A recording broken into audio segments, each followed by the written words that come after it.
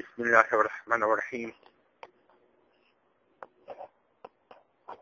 You tend to find that the Christian missionaries, they'll quote a hadith from volume 6, hadith number 435 of Sahih al-Bukhari, where it mentions that Umar radiallahu anhu went to visit the Prophet sallallahu alaihi wasallam, and he saw a black slave sitting on the first step. Although they may prove by using this hadith that Prophet Muhammad sallallahu alaihi wasallam did own a slave, their true agenda is to make Prophet Muhammad sallallahu alaihi wasallam sound like a false prophet. But does this logically imply that Prophet Muhammad sallallahu alaihi wasallam is a false prophet if he owns slaves? Is this premise valid? Is this argument valid? As I will demonstrate, this approach is highly fallacious. We read in the Bible that Abraham was gifted with many slaves, servants and maidservants by the Pharaoh, and that can be found in Genesis chapter 12, verse 16. So what did Abraham do with these slave servants? Did he set them free? Did he liberate them? The Bible tells us no. In Genesis 14:14, we find that he prepares 318 servants for jihad, military warfare, in a successful attempt to rescue Prophet Lot. Even after this, Abraham never liberated any one of these slaves. We find him in his old age, where he gives a command to a slave to find a wife for his son Isaac. Genesis chapter 24, verse 2. You see, the practice of having slaves is not unique to Abraham.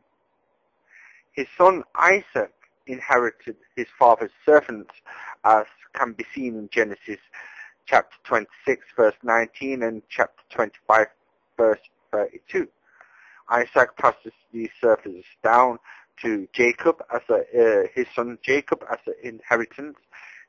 Chapter 27, verse 37 of Genesis, and Genesis chapter 50, verse 2 tells us that Joseph had his servants embalm his father Jacob upon his passing away.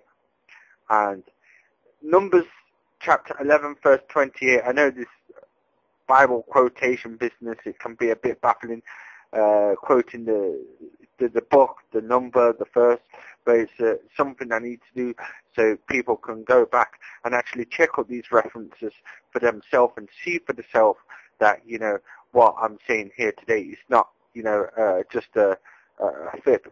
So it's important for you to go and check this. Do not take it from me. So we'll have to look at Numbers chapter 11, verse 28, and Numbers chapter 31, verse 49, which explains that Moses had servants as well. He had slaves. Now, somebody could argue at this point, a slave is not a servant and a servant is not a slave.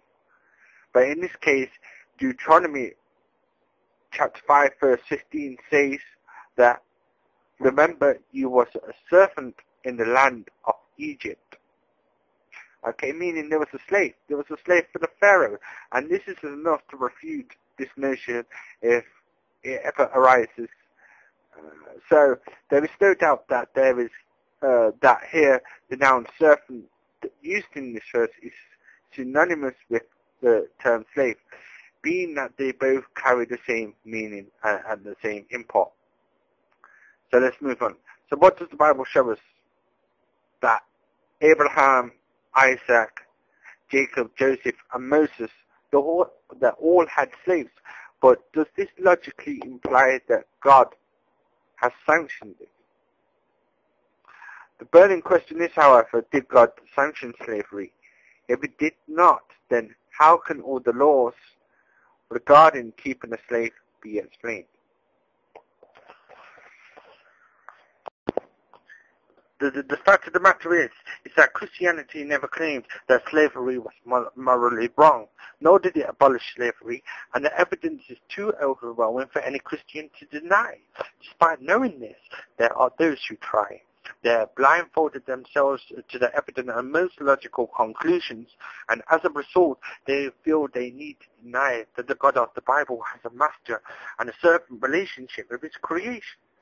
I discuss more about this in my rebuttal to John Gilchrist, but the cat I want to drag out of the bag right here is, in fact, the fact that Jesus was referred to with the same Greek word, pace, in which the centurion used for his slave back in Matthew 8, verse 6. And it is the same word, pace, that is translated as ghulam in the Arabic Bible. And it is the same Arabic word, ghulam, that is used for the word slave, mentioned in the text of the hadith that Morey quotes. This presents some major theological discrepancies to those who believe in the deity of Christ, and I hammered this point home in my article, Christ the Deity or Slave of Allah. For if Jesus was a ghulam, a pace, then how could he be God?